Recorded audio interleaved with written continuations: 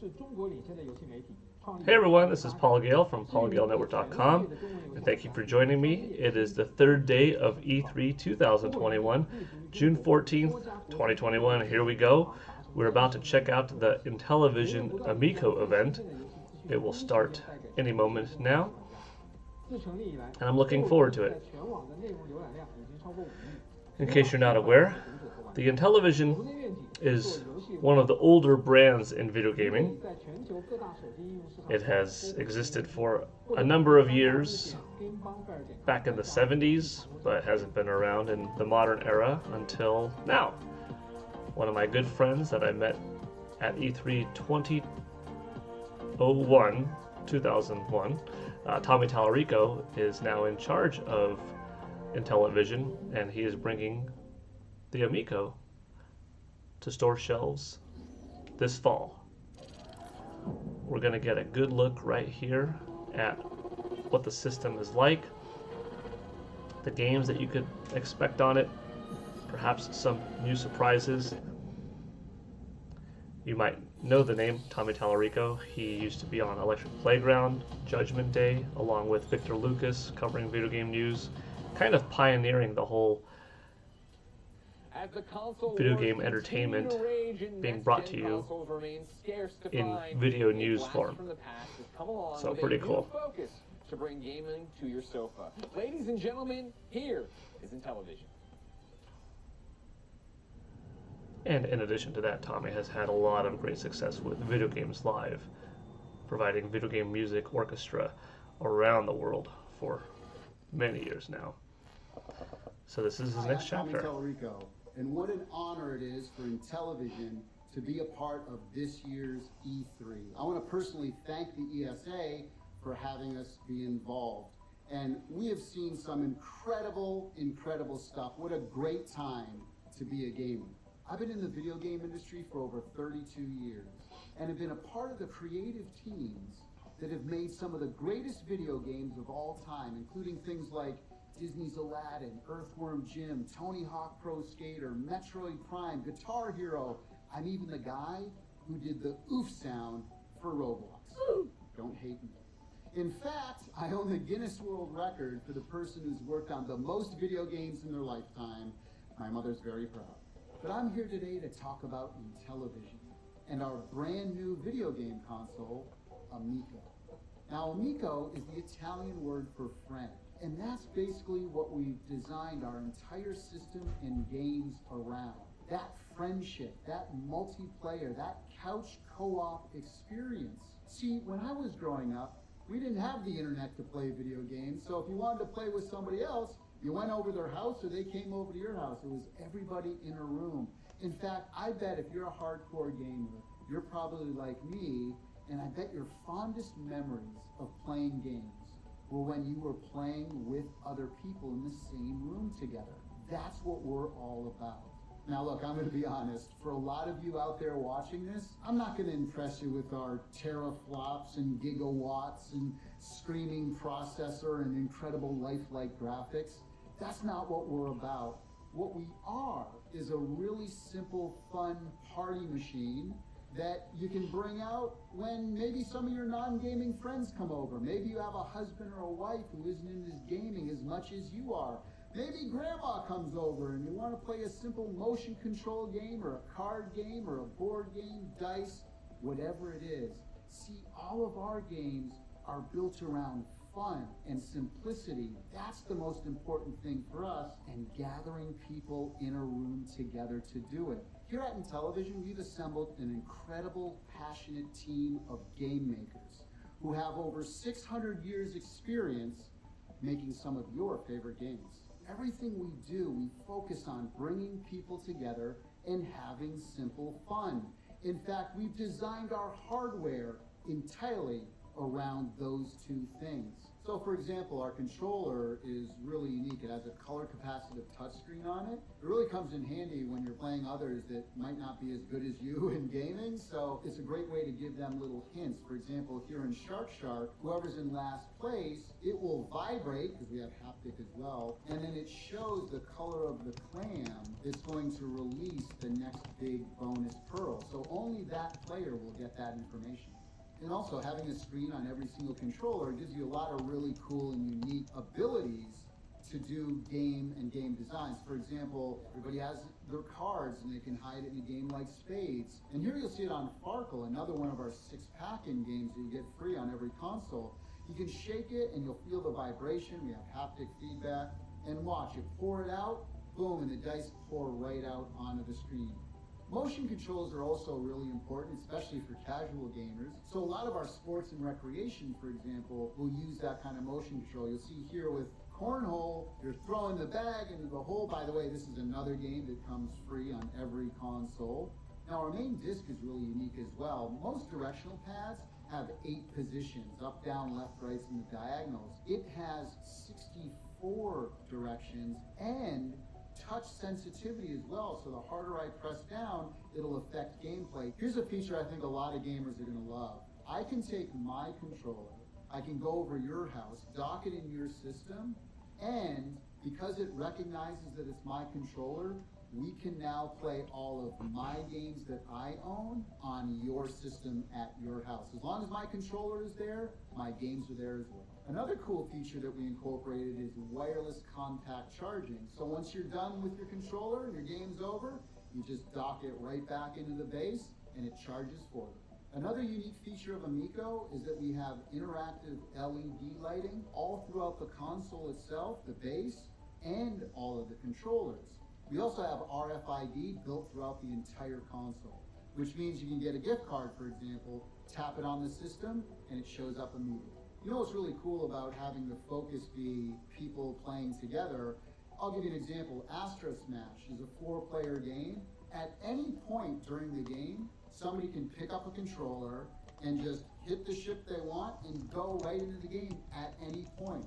Now, for all you collectors out there, you'll be happy to know that not only can you download games digitally, but we also have physical media as well, and we'll be releasing more information about that later this year.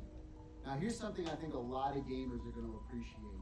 We don't allow any loot boxes, in-game purchases, in-app advertising, or paid downloadable content, but what we do have is an online leaderboard system for most of our games, where you can go in there and check your scores against your state, your country, the world, or the month, the year, and of all time.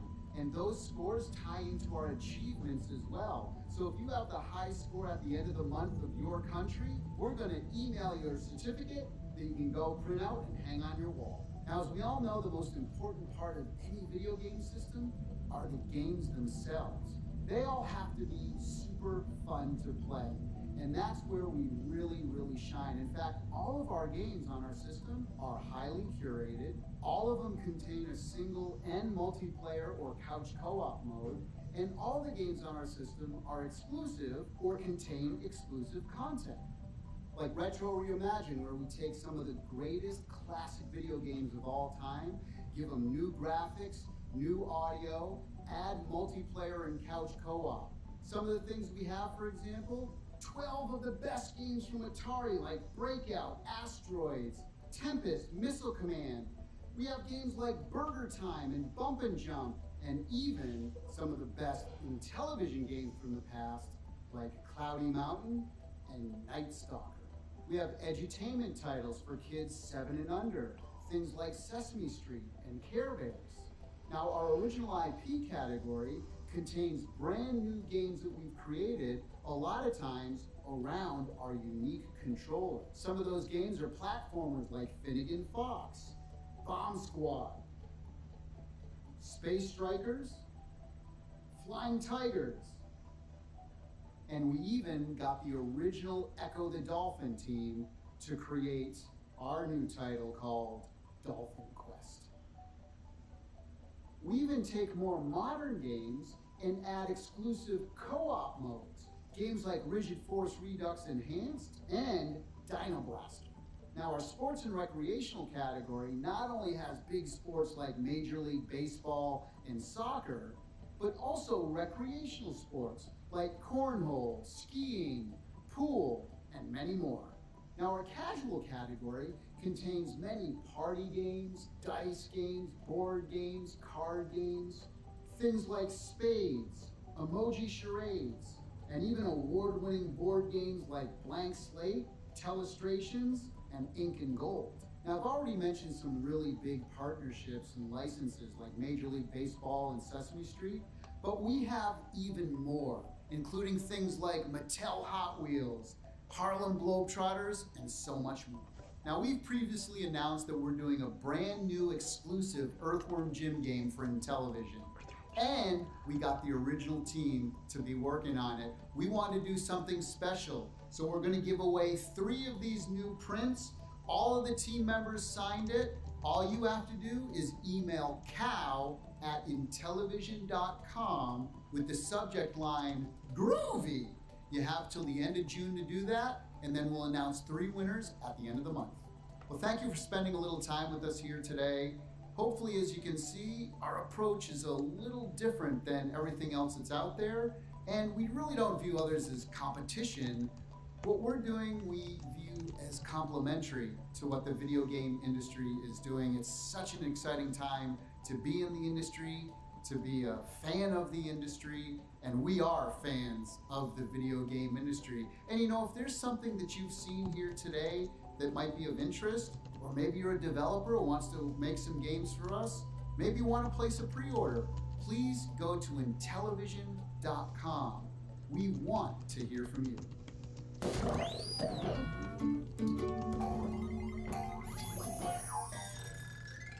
Amico. All right, that was a little bit on the quiet side from me because Tommy was talking throughout most of it, and I didn't want to He started the presentation with lose too much of that. what you've seen before at E3, right? We're doing But let me see where they're going, and then I could provide some extra comments. Yeah, so, you know, I've been saying this a lot. I've always been a fan of the offbeat, the different. I always seek that experience out no matter what game I play. And I would say that this definitely, like, checked those boxes for me. You know, I owned an old Intellivision, a ColecoVision, you know, like, I had those as a kid. My uncle would bring them in, and we would play games together. It was always a fun time. It was this Smurfs game that I could never finish. It was like the bane of my existence. This is your second chance. Yeah, you're gonna get doing it. But I do like the idea behind it, and I also like too, like, there's an opportunity here even for independent developers to like get involved and make something super unique on a platform that is unconventional in comparison to what you see out there, you know, in the modern gaming era.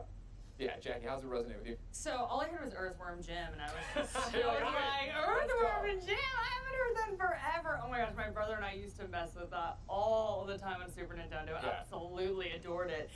So I personally think that it's opening up a lot of accessibility. Like, if you purchase this is something that if your friends don't game, you could be like, hey, this is really simple. Very true. Yeah. I was gonna say it looks like a phone, but it's kind of like a 2001 iPod. But you know what I mean? Yeah, Like, with the pretty dial. Yeah, simple, with the dial. right? Yeah.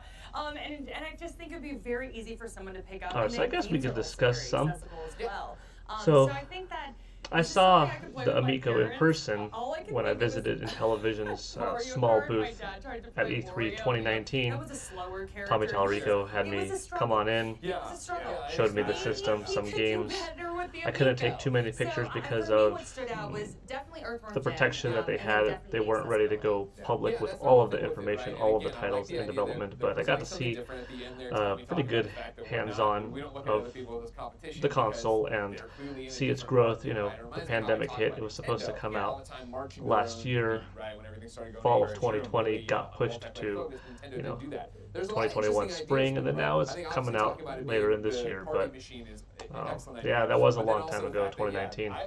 it resonated with me, the controller that is connected to your game. So that if It's you pretty do cool have a though. It friend you had, definitely you is walked over a with different your system. controller, Like Tommy said that at the was beginning really of cool. his All the games you own, presentation, you'd be able to play on there. The dice this are isn't like supposed to huge, compete like- necessarily Yeah, we got half- with well, I mean, they were Nintendo definitely on Switch, purpose giving Xbox us Series very X, many PlayStation callbacks to 5, Wii. Yeah, your, Yes. you know, That was the NVIDIA right- 3090 I card, also love the powerhouse price points they graphics set for a lot of their PC. games, very cheap. I think it was like But $10 for downloadable. I think it was it like definitely 15 for has the physical or 20 potential physical, to which you know that they're going to be coming in serve a pretty cheap. different But lot of market things in the always gaming boil crowd. down to that- You know, you that have a very input, right? casual Like, market and that in is this case, the giant with controller people that is have the their appeal for this. smartphones I quite like it. that We play live in small an games age all now, of the time. especially, with You the have a year lot that of we had, families that where- are at home let's be curious real, about like, gaming having consoles couch but co-op, don't necessarily that's know where on to rival. Like, we start. need more couch Chances are, if you're co-op watching games. content creators on I YouTube, if love you're all checking about me out Mario right Race. now I and love watching all about E3, more couch you're co-op, probably all about it in a television. hardcore Thank you gamer, so you much know? for bringing that to You're life, reading the and I video hope it game becomes news on the more daily. staple with a You lot more have big-name, one or gaming two companies designated moving forward as well. consoles. Yeah. You've been Well, gaming the for a idea while, of but the there's a best big people in the audience top that country or whatever kind of they wants call to it, get they into just it. didn't get There to are a it. lot of That's new cool. families or Yeah, lapsed it's like great gamers galaxy type vibe. I like that that a lot, are yeah. popping up every Cornhole. day, They you make know, it cornhole moms games. and dads That's that all- have, that's all you need, cornhole, you know,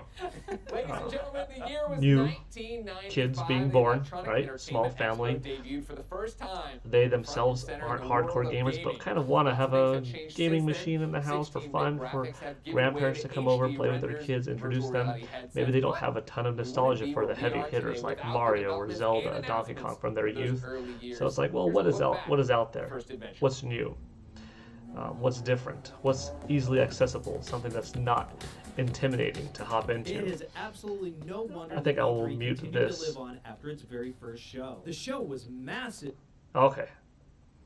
Since the Intellivision portion is gone. So I think that the Amico does stand a chance to have a good place in the video game industry. It'll be interesting to see how it's received by the general public, because one of the pitches is that all games on it are rated E for everyone, and that was one of the goals, is that if you buy this console, there is no fear that your kids will be playing anything inappropriate, you know? And Tommy has said in the past, you know, to me privately and other places, I think on a public sense, that, you know, even Nintendo, which typically has a more family-friendly image, has plenty of M-rated content on it. You know, you could buy Mortal Kombat 11 on Nintendo Switch. So regardless of the system that exists these days on the market, M-rated content, T-rated content is everywhere. Amico, it's only going to be E-rated software. Let me look at the comments in the section, because I see that some are popping up. Surprised of the Amico logo remaining the same? Well, I do know that there is some important symbolism behind the logo, behind the original intended release date, something special as a bond between Tommy and his sister, and honoring her birth date, regarding the release date in particular. Only has 2 gigs of RAM. I think the PS4 had 8 back in 2012. Yes, PS4 did have 8. It was split between the CPU and the GPU side of things, so the system was maybe, you know, delivering graphics on like 4.5 of those 8 gigs of RAM. Xbox One a little bit less, because some of that system was partitioned off for the Connect 2.0, which was mandatory at the time. But yeah, 2 gigs of RAM. You're not going to get anything like of a powerhouse in terms of visuals, but of the simple nature of graphics that are going to be present, you know, no big open world adventure titles like The Legend of Zelda Breath of the Wild, or, you know, a first-person shooter like the latest Call of Duty. For the games that are side-scrolling in nature, top-down perspective, even some 3D titles going, you know, into the distance, those 2 gigs of RAM should be just fine. $10 per title digitally, $20 physically, could be a fair price. They're definitely doing something different. They're kind of making their own social network, if you will, of what the Intellivision Amico is.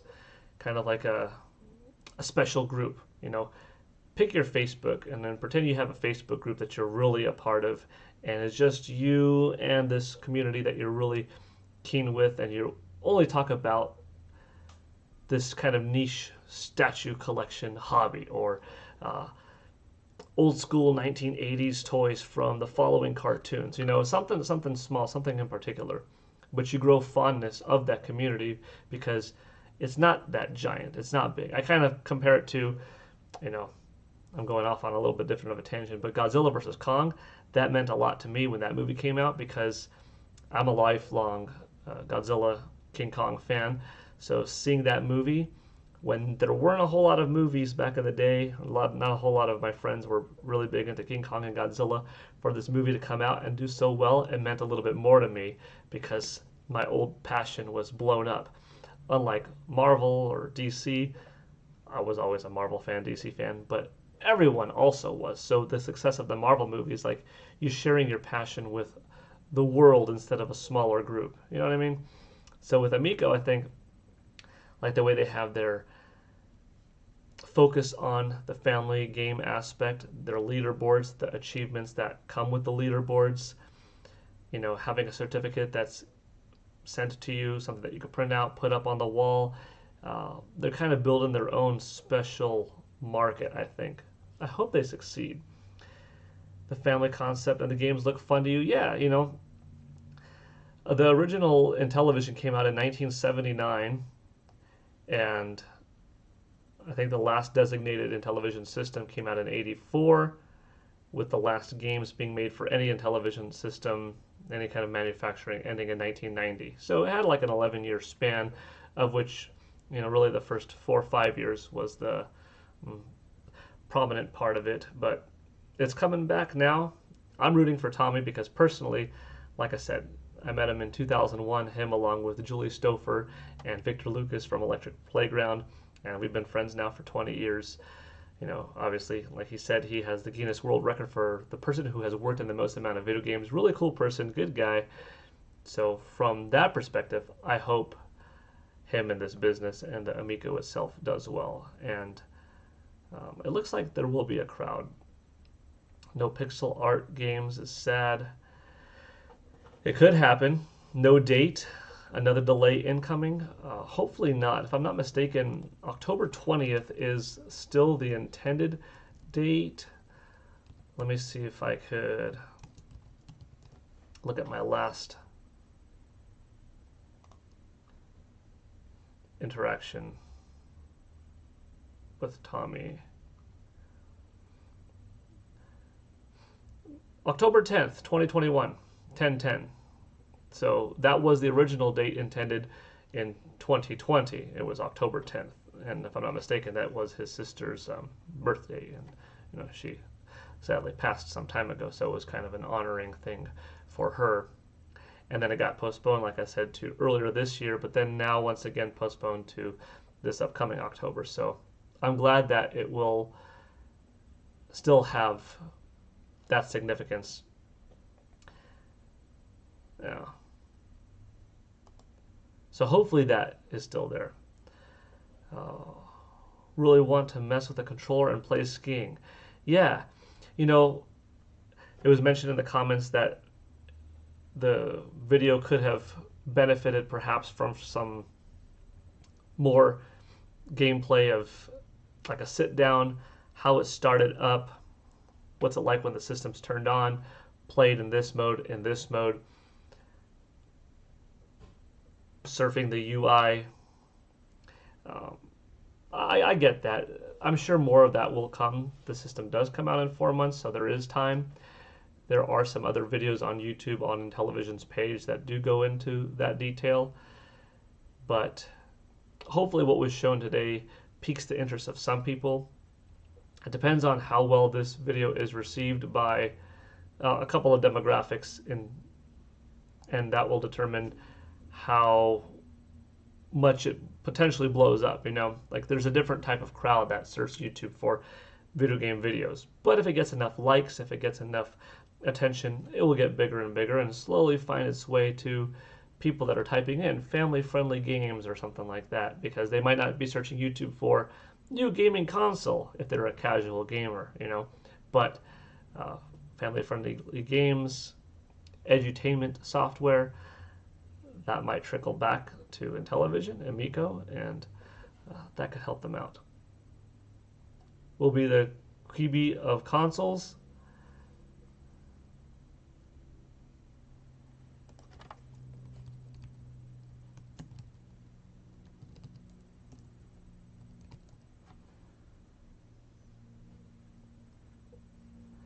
Well, hopefully it doesn't shut down. Nice shirt, thank you. This is my book. So what did you miss? Yeah. This was Intellivision's little event. It wasn't on their own YouTube page, but it was on the E3 streaming site. Since I am media covering E3, I hopped on, and anybody could access it, but I hopped on and decided to give it some attention and have a little bit of a talk. Later today, I'll be doing the Capcom event. Games look fun. I have it pre-ordered, but if it gets pushed back again, I'm done. Yeah, hopefully it doesn't, right? Which one did you get? Did you get purple? Did you get classic wood grain? Did you order from GameStop? Anything in particular?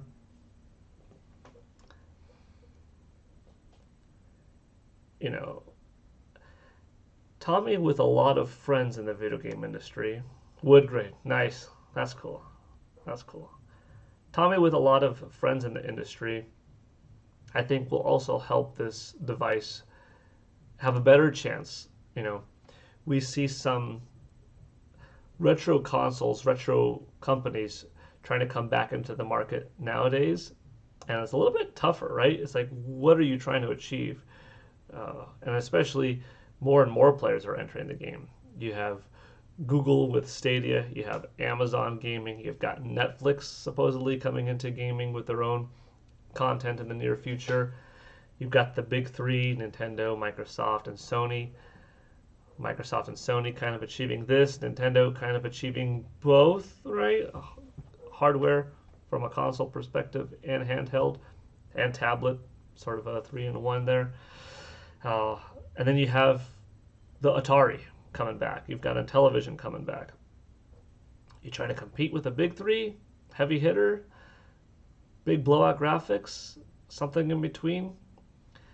Where do you price it? How do you market it? Well, as you can see, Intellivision's not necessarily competing with those three. Everyone's still competition, though, because in the video game industry, you're competing to sell the most amount of hardware, or at least what can make you profit, provide entertainment, sell good software. But the fact that I know Tommy and I know him to be a really good, easygoing guy, professional, worked with a lot of people, very smart, excellent when it comes to music. You know, he's been doing video game music for 30 years, before his days even, you know, being a video game news journalist covering titles on TV. Like I said earlier in the show, kind of a pioneer for the time, right? Along with Victor Lucas. He was creating music for video games, so he's talented, met a lot of people, has a lot of friends. So I think that gives some extra chance for this to succeed in some capacity, take in some part of the market, because there's a lot of people that like him and that will help make games for him, develop some smaller titles, work and create some unique efforts, have a consistent rollout of software, come up with more ideas. Him and his team, like he said also at the end of the video, feel free to drop them comments. They will listen to them. If you have ideas for games, if you have questions, comments, concerns, you know, go ahead and speak up. And I like that. I like that approachability factor. So overall, you know, that was a good little event. It was kind of a reintroduction almost, because E3 is usually so big that unless if you're Nintendo showing off the next Legend of Zelda or Metroid and just blowing up E3, or your PlayStation with the latest God of War, the next Spider-Man, your Microsoft with Gears of War taking up a lot of attention, Capcom with Street Fighter, you know, Square with the latest Final Fantasy, you kind of get lost in the crowd. And it costs a lot of money to be on the E3 show floor. I've been to 20 E3s from 2000 through 2019. So this is actually my 21st time attending E3, even though it's digital like everybody here. But you've got these massive booths that occupy typically the Los Angeles Convention Center. Actually, this is where I paused it at, was at E3 1995. We could actually watch a little bit of this video together. I was a little too young to attend back in 95. I was supposed to go in 99 for the first time, but I went in 2000. I was 16, still pretty young. I'm 37 now. But anyways, deviating a little bit, E3 takes up a lot of space on the show floor. The booths takes up a lot of money. So unless if you're one of the big booths and handing out lots of t-shirts and got big flashing lights and booth people coming by, you could get kind of shoved off to the side. E3 does have different halls for smaller exhibitors, but you might see it walking by. They might have fewer people on hand. Well, they would because it's a smaller booth, and you might not get noticed. And in pumping up online and social media, again, all the hashtags and stuff like that, E3 2019, they're all getting associated with Nintendo and Metroid and PlayStation, PS5, DualSense. Well, not DualSense because that wasn't at E3 2020 because there wasn't an E3 2020, but you get the point. So Intellivision, despite it being at E3 2 years ago, I don't think that Amico is really known by the public yet. Here's a chance at a smaller E3 with not as many companies participating, with not as many big news articles popping up. It has a better chance of being noticed. So fingers crossed that people are at least curious now, at least that they hear about it. You have to kind of be exposed to the market. You're not going to satisfy 100% of the market that you reach, but if you could reach a lot of people, if you get a lot of eyes on you, you take a great fraction of that and cut it down. Then you take a fraction of that who's interested. At least there you have an audience. There you have a chance of success. Let me read some more. Metroid Prime 4, Breath of the Wild 2 is for sure going to be shown, right? Oh, I wouldn't say for sure. I think The Legend of Zelda Breath of the Wild 2 is going to be shown tomorrow. I think it has to, Check this out. March 2017, Breath of the Wild came out. 2 years and 3 months later was the E3 2019 reveal of Breath of the Wild 2. It has now been 2 years since we've seen that reveal. So it's pretty wild. Just about the same amount of time from when the first game came out to when they showed off the sequel is that time that has passed to now. The game's been in development for a while. They have a solid engine to build off of. A lot of art assets and stuff are already there. Knowledge of development on the Nintendo Switch and how they can maximize things are there. There's still tons of work to do. New animations, maximizing the graphics engine, getting everything solid and smooth. How big of a world are they going to make it? Voice acting in multiple languages, the story, cinematics, enemies, terrain modification, new weapons, combat, gameplay added to it. There's still a lot to be done. It's not like, it's just going to be easy 2 years to do it. No, it's probably a 4-year project still, which makes me think it's a really ambitious Zelda game. However, pandemic hit, boom. For a game like this with such a giant staff to all be split apart, it's almost worse. It almost gets hit harder than a smaller game being developed during the pandemic because at least, there were fewer people in the first place. There's not as many heads that need to talk to each other. Whereas Zelda, if they've got a giant team being scattered apart, probably gets impacted a little bit more. So I wouldn't be surprised entirely if Breath of the Wild 2 gets delayed to 2022. Maybe they originally had it in mind as a November 2021 release, but it could come out next March. That's a possibility. Hopefully not November of 2022. Oof, that would be a painful wait. But do I think it's going to be shown off tomorrow? Yes. I would honestly be pretty surprised if it's not shown off. Metroid Prime 4, that's another one that's tricky because Metroid Prime 4 got shown off 3 months into the Nintendo Switch's life, June 2017 at E3. But you got to fast forward to January 2019, and boom, they announced that development has restarted. But still, if you look at January 2019, from that announcement to now, it's been 2 years and 5 months. Now, realistically, probably November of 2018 is when Retro Studios started developing Metroid Prime 4. So I would give them about I would say 2 years and 8 months has been the amount of time that Retro Studios has officially been developing the game. At this point, I truly feel like they have done enough that they could show off a trailer. At the very least, the equivalent trailer of what Breath of the Wild 2 had at E3 2 years ago, assuming that both had a couple of years of development time, respectively. So I think a story trailer is very possible, very likely, maybe even gameplay, like a gameplay trailer with a story, at best. And that's assuming that Retro Studios couldn't use any of the old assets.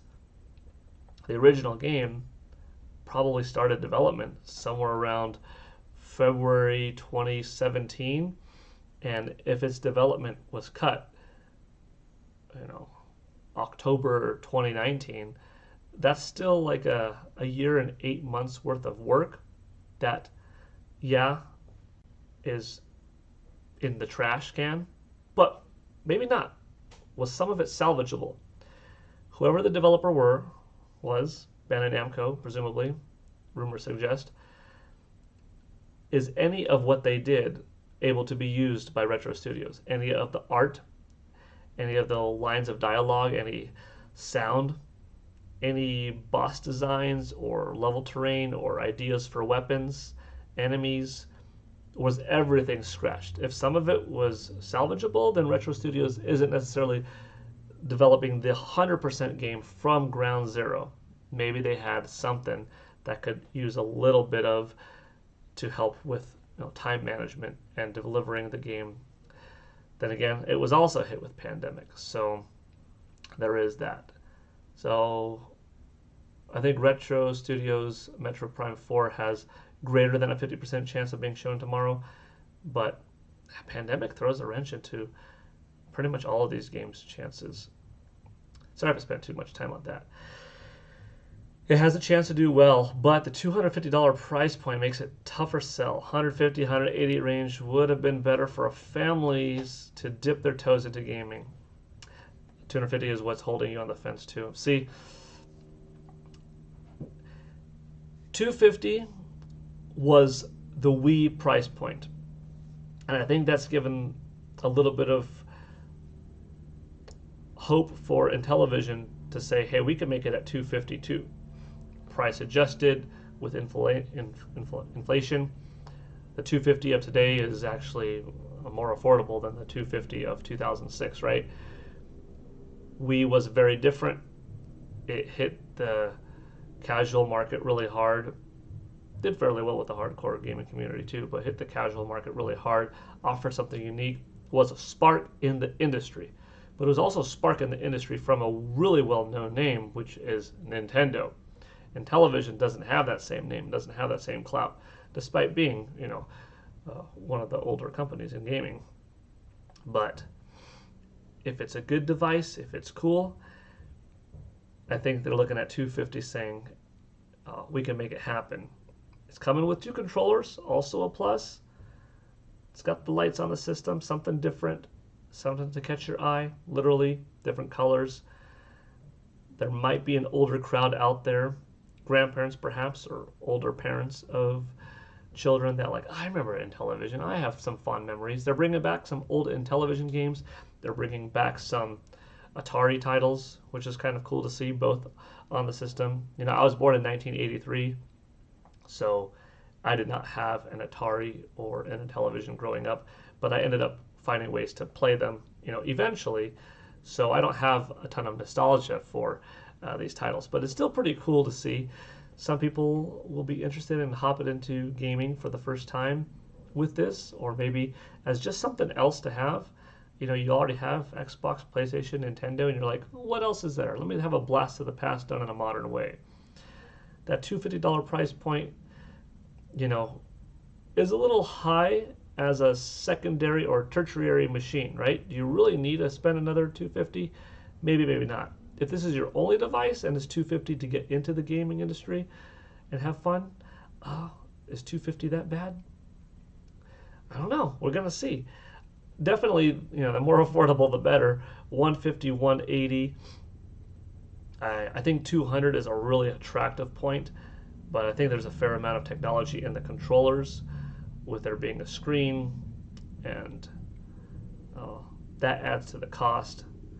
You know, Wii U could have been a lot more affordable of a system, but it had a big screen on the gamepad, and of course it had its own unique technology of, you know, working in tandem with the TV, but Wii U unfortunately did not succeed.